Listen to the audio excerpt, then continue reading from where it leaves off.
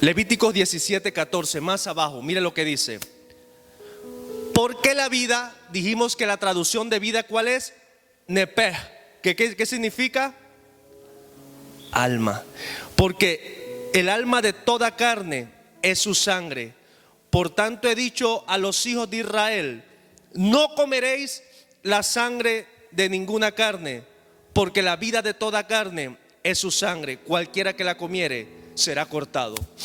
Este es el motivo por el que el Señor le dijo al pueblo de Israel que cuando tomaran un animal no podían beber la sangre, porque la sangre, en la sangre está el alma, está la vida. ¿Hasta ahí estamos bien?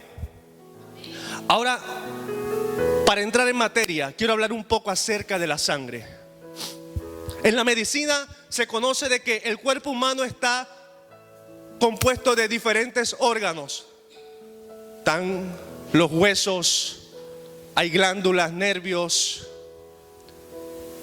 Pero la diferencia de estos órganos con la sangre es que estos órganos son estables. La sangre es conocida como un fluido sanguíneo en movimiento constante. La sangre tiene la función, escúcheme bien, de llevar oxígenos y nutrientes a diferentes partes del organismo, y a la vez va sacando impurezas y las va desechando. ¿O me equivoco? Alguien que estudia medicina, amén. ¿Estoy en lo correcto? Gloria al Señor. Esa es una de las tantas funciones que tiene la sangre, amén. Entonces, ¿cómo llega la sangre al cuerpo humano? Porque dice que lo que primero crea el Señor, ¿qué es? El cuerpo. Y cuando Dios crea el cuerpo, ¿creó la sangre enseguida? No. Lo que dice el libro de Génesis en el capítulo 2, verso 7. No sé si me lo puedes poner, Emanuel, porfa, papá, para que el pueblo lo lea. Entonces Jehová Dios formó al hombre ¿de qué? Del polvo de la tierra. Lo que primero hizo el Señor fue lo siguiente: creó al hombre, hizo el muñequito, lo perfeccionó, lo hizo lindo, bonito, sin pecado. Pero el hombre, cuando fue creado, estaba inerte en el momento. Porque no lo digo yo, lo dice la Escritura. Mire lo que dice. Entonces Jehová Dios formó al hombre del polvo de la tierra. Y viene la I, ahí hay un paro. Y dice: y sopló en su nariz aliento de vida. ¿Cuándo entra la sangre en el cuerpo del hombre? En el momento en que Dios sopla. Y mire lo que dice: y sopló en su nariz aliento de vida, y fue el hombre un ser viviente. Científicamente, si no hay sangre en tu cuerpo, no puedes estar vivo. Entonces, cuando Dios crea al hombre, lo crea sin sangre. ¿De dónde viene la primera sangre humana? De la divinidad. Porque la primera sangre que viene de Adán era una sangre santa. Adán no fue creado en pecado. ¿Estamos aquí? Quiero que preste atención, no se me pierda, para que sepa dónde lo quiero llevar. Cuando Adán es creado, Dios lo crea no como un robot. Bueno, te creo y tú vas a decir santo, santo, santo y me vas a adorar. No, Dios crea a Adán, pero con voluntad. Y le da a Adán la potestad de decidir si le quiere adorar o no le quiere adorar. Le pongo un ejemplo. Usted tiene a su hijo, el bebé nace. El hijo suyo, aunque sea su hijo, tiene la potestad de decidir si lo ama usted o no lo ama. ¿Cómo yo hago que un hijo mío me ame? Porque le doy buen trato, porque lo educo, le doy amor, lo instruyo. Pero los padres que descuidan a sus hijos, que han sido malos padres y que no han tenido que ver nada con ellos, sus hijos cogen el libre albedrío de odiarlos, porque no sintieron el afecto. Mire, así mismo se asemeja cuando hubo la creación. Cuando el hombre fue creado, amaba a Dios. Pero cuando llegó Satanás, el hombre peca. ¿Y qué pasa cuando el hombre peca? ¿Qué pasa cuando el hombre peca? En el momento en que el hombre peca, se apaga el interruptor espiritual. Porque escúcheme, el hombre fue creado con dos clases de vida: la vida biológica que está en la sangre y la vida espiritual que estaba con Dios. Dios hizo al hombre, présteme atención, para que el hombre tuviera contacto con lo externo, con su ambiente externo, pero también contacto con lo espiritual. Y en el momento en que el hombre peca, el hombre pierde la dirección divina, y entonces el hombre empieza a ser conducido por los 5 sentidos. Por eso es que usted se guía por el tacto, por lo que ve, por lo que oye, por lo que siente. El hombre pierde la sensación espiritual. Pasamos a ser como los animalitos cuando no tenemos el espíritu. Un perrito tiene contacto con el mundo exterior, él tiene contacto con lo externo, pero no puede llegar a lo espiritual porque él no tiene espíritu. Cuando el hombre está muerto espiritualmente, es como un animal, se guía por los sentidos. Entonces, en el momento, escuche esto, lo más maravilloso de todo esto: en el momento en que el hombre peca, pasa de vida eterna ¿a qué? Dice la escritura más adelante que cuando el hombre peca, el Señor le da una sentencia y le dijo: tus días en la tierra serán cortados, morirás. ¿Qué quiere decir esto? La sangre que era santa y pura pasó a ser corrompida. Entró el pecado. Empezó un proceso que se llama degeneración. Algo que pasa a estarse corrompiendo. Deja el estado original para irse degradando. Cuando el hombre se aparta de la gloria de Dios, entra la degradación sanguínea. Por eso es que cuando va pasando los años, usted va envejeciendo, va perdiendo el vigor por causa del pecado. Antes que entrara el pecado, Adán no tenía muerte. Entonces, están muy serios, están conectados. Voy muy rápido. Amén. Ahora, en el momento en que Adán peca, escúcheme, présteme atención. En el momento en que Adán peca, entra la maldición de pecado. ¿Qué pasa con Adán? ¿Cómo empieza a reproducirse Adán? Con Eva. Y nacen sus hijos. Cuando viene la generación de Adán, viene en pecado. El pecado que había entrado en la sangre, entró en la sangre de sus hijos y se formó una cadena. Entonces, la sangre es la transmisora del pecado suyo. ¿Qué dice Romanos capítulo 5, verso 12? Mire lo que dice, y es bíblico. Por tanto, como el pecado entró en el mundo, escuche, por un hombre, y por el pecado la muerte, así la muerte pasó ¿a quién? A todos los hombres. Esto se escribió miles de años antes de que existiera un hombre llamado Mendel, que hablaba del código genético. ¿Sabe qué es lo que es el código genético? Es donde está la información, el ADN suyo. Usted tiene un hijo y usted lo ve. Ay, salió, por lo menos mi hijo es largo como yo, grandote, flaco así, parece un silbido de culebra. Usted ve a su hijo, ay, sacó las orejas del abuelo, orejas de elefante. Mira la boca que tiene, sacó la boca del papá, sacó el lunar de la mamá. Y usted empieza, bueno, en la sangre está la información ADN de las personas. Eso que usted ve, que su hijo se parece a usted y usted dice, wow, eso vino en la sangre, ahí estaba la información. Pero ocurre algo. En la sangre no solamente viene una información genética natural, viene lo que dice el libro de Romanos capítulo 5 verso 12. Viene la maldición de pecado. Usted ve al niño bien bonito, bien portadito, peinadito, y usted dice, ay, qué cosita más linda. Y le dice el papá, lléveselo para que vea lo tremendo que es. Y cuando usted viene a ver, el papá es el doble de tremendo. El niño hereda el carácter del papá, las emociones de la mamá. Si mi papá era alcohólico, eso va guardado en la sangre, en la información genética, y se hace efectivo por el pecado. Solamente falta que tu hijo sea guiado por Satanás. Escuche, amistades que le gusten el alcohol, porque cuando el diablo ve que nace tu descendencia, él sabe lo que era tu abuelo, lo que hay en tu descendencia. Entonces él va a trabajar con tus hijos de esta forma, tratando de guiarlo a personas con las que tú andabas en el mundo y te tenían atado. Entonces, cuando tu hijo prueba el pecado que tú practicaste un día, la información que hay en él lo vuelve adicto. Por eso es que hay gente que prueba un cacho de marihuana o se mete una onza de perico y no se hace adicto.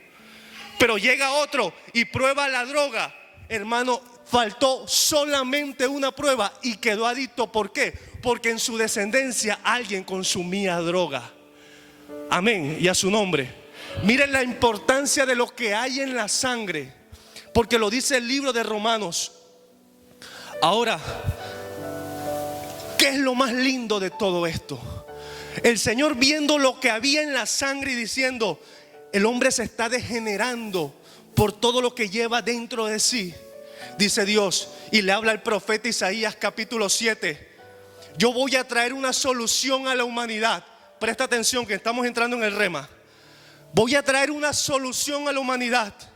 Voy a traer un cordero inmolado, un hombre santo, puro y sin mancha, pero será de Dios. Ese hombre que vendrá a la tierra no podrá tener sangre humana. Por eso es que usted ve que dice el libro de Isaías: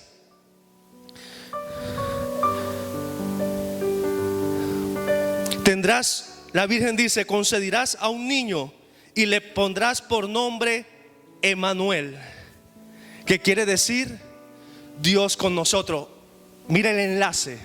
Cuando Isaías profetiza que la Virgen concederá a un niño, la Virgen no está hablando de una relación de coito, está hablando de que la Virgen concederá y dará a luz a un niño y se le pondrá Emmanuel. ¿Qué quiere decir Emmanuel? Dios con nosotros. En pocas palabras, venía el Hijo de Dios, de la divinidad, a la tierra. Ahora, mire dónde lo voy a llevar. Cuando el hombre, todos sabemos cómo se da el proceso de fecundación de entre el hombre y la mujer. El hombre es el que pone la semilla, la mujer es la receptora. Amén. Cuando la semilla llega a la mujer, se hace la fecundación, ya usted conoce el proceso. Por eso fue que cuando Dios se le aparece a María, le dice: chica, ven acá, tú vas a quedar en embarazo, pero a ti nadie te va a tocar. Y ella dice: pero ¿cómo es esto? ¿Por qué? ¿A qué se debe esto? ¿Por qué tiene que ser así? ¿Por qué no puede ser una relación entre hombre y mujer? Porque si José hubiera puesto su semilla en María, la sangre de José viniera contaminada y corrompida. Y para que el sacrificio a Dios sea inmolado, tiene que ser una sangre limpia. No puede ser una sangre contaminada, porque nada corruptible acepta el Señor. ¿Me están siguiendo hasta aquí? Entonces, en ese momento, cuando María es fecundada por el Espíritu Santo de Dios, ¿qué clase de sangre le viene al niño? Es bíblico, porque ¿quién le dio sangre a Adán? El Espíritu Santo de Dios. ¿Y quién le dio sangre a María, al niño? El Espíritu. O sea que la misma sangre que estaba en el Edén aparece en el Nuevo Testamento para remisión de pecado. Entonces, hasta ahí estamos bien. Hebreos capítulo 2 verso 14. Mire lo que dice. Con esto usted puede comprobar de que Cristo era 100% humano, pero con sangre divina, sangre limpia. Mire lo que dice. Así que por cuanto los hijos participaron de carne y sangre, Él, ¿de quién están hablando? De Cristo. Él también participó de lo mismo, para destruir por medio de la muerte al que tenía el imperio de la muerte. Esto es, ¿a quién? Al diablo. Entonces usted me dirá: pastor, entonces si él no tenía sangre impura, entonces ¿cómo pudo llevar? Porque él recibió tu pecado y mi pecado sobre él. Él no fue parte de ese pecado. Por eso la Biblia dice: varón inmolado que no se halló en el pecado alguno. Jesús fue tentado en tentaciones de sexualidad. Claro que sí, porque dice que él fue tentado en todo: en codicia, en lo que usted menos imagina. Pero ¿por qué no cometía pecado? Porque Jesús no tenía pecado en él. Y a su nombre. Ahora, mire lo más lindo de todo esto. Cuando Jesús muere a la edad de 33 años. Esto quiere decir que Él muere a la edad cúspide. Se dice que bíblicamente la mejor edad a la que puede llegar el hombre es a los 33. Cuando usted llega a los 33, hermano, de ahí para abajo, venimos cuesta para abajo. Ya empieza el proceso de degeneración física. Si usted está antes de los 33, estamos bien. Si estamos después de los 33, igual estamos bien, porque no, si usted piensa que va para abajo, de ahí sube para arriba, amén. Así que no se desanime. ¿Qué le quiero decir con esto? Escúcheme bien.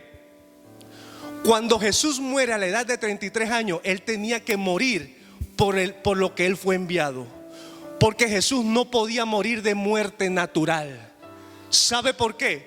Porque como no había pecado en su sangre, no había corrupción. Por ende, Él podía vivir vida eterna porque tenía la sangre que tenía Adán en el huerto del Edén.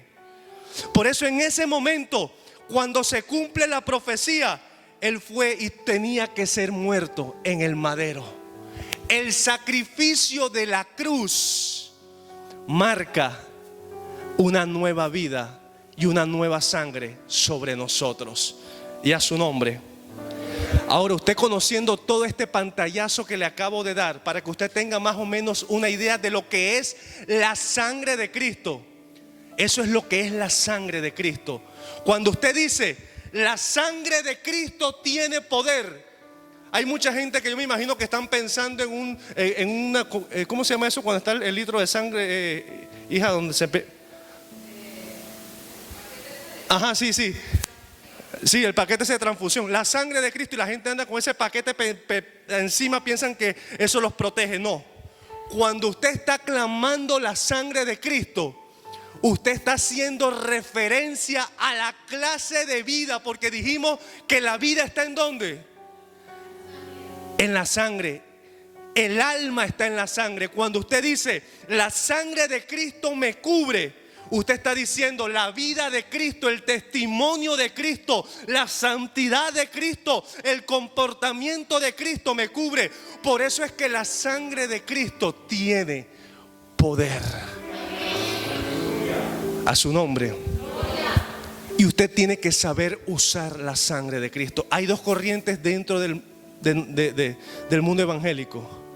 Hay unos que no creen en el clamar de la sangre de Cristo, y hay otros que sí creen. Y quiere que le diga algo, yo sí creo en el clamar de la sangre de Cristo, y le voy a decir por qué más adelante, porque es bíblico. Cuando usted clama la sangre de Cristo y usted comete un pecado, mire lo que dice la Biblia en el libro de Hebreos capítulo 9 verso 12. Y no por sangre de machos cabríos ni de becerro, sino por su propia sangre entró una vez y para siempre en el lugar santísimo, bebiendo y obteniendo eterna redención. Ahí mismo en Hebreos 9:14 dice, cuánto más la sangre de Cristo, la cual mediante el Espíritu eterno se ofreció a sí mismo sin mancha. La sangre de Cristo no tenía pecado, no era corruptible. Ve que es bíblico. Y dice, y la sangre de Cristo limpiará vuestras conciencias de obras muertas para el Dios vivo.